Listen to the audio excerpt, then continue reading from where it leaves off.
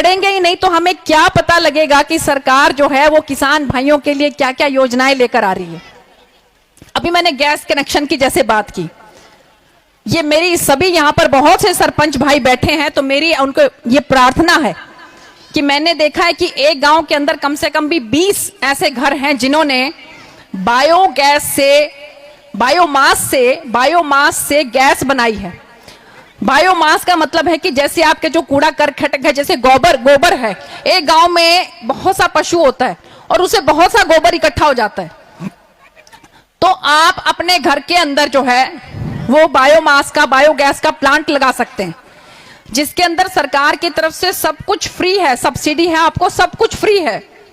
उसमें आपको क्या करना है कि अपने घर के बाहर एक छोटा सा कुआं बनाना है, उसके अंदर सबसे पहले 2 ट्रैक्टर ट्रॉली जो है गोबर का लगेगा, और उसके बाद केवल 2 तसले जो आपके हैं उतना गोबर बहुत है, सारे दिन का गैस आपको घर में फ्री ऑफ कॉस्ट मिलेगा।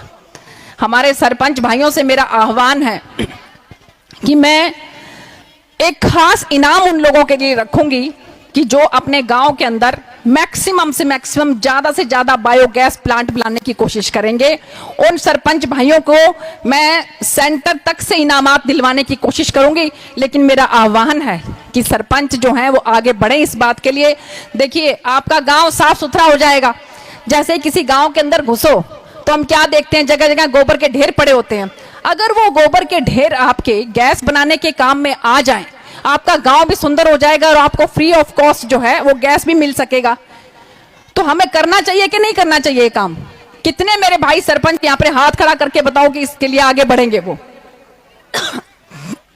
सिर्फ 2-3 मुझे लग रहा है कि जो हमारे युवा सरपंच हैं, तो आगे से देखो ऐसा है, जो बुजुर्ग सरपंच है ना, आगे से आप ये सोच लो आप लोगों का पत्ता कटने वाला है, अगली बार नंबर नहीं लगेगा आप लोगों का अगर आप इस तरह से करोगे तो। सोहन जी कहाँ है? सोहन जी ने हाथ खड़ा नहीं किया। तो मेरी आप सब लोगों से ये गुजारिश है कि अपने गांव को सुंदर बनाइए। आपको मालूम है कि मध्य प्रदेश के अंदर जो इंदौर है, लगातार सबसे सुंदर शहर वो बनता जा रहा है।